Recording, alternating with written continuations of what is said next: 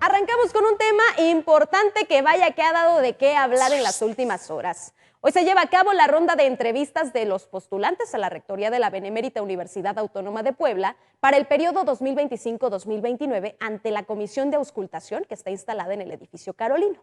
La primera en acudir fue Laura Alicia Yáñez Barroso, quien señaló que estará a la espera de los siguientes pasos para poder continuar con su proceso de candidatura, y la ve en pantalla.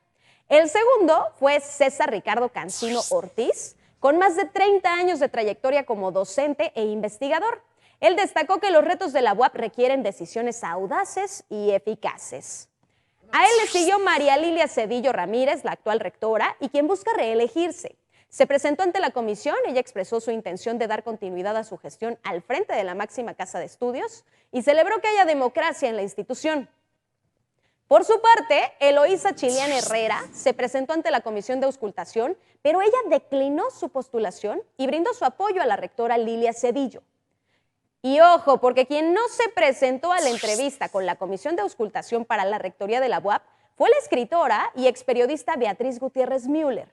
Se informó que no cumple con los requisitos, entre ellos la constancia académica.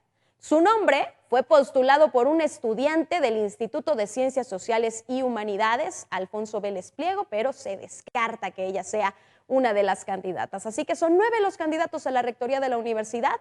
El periodo de campaña será del 29 de agosto al 8 de septiembre.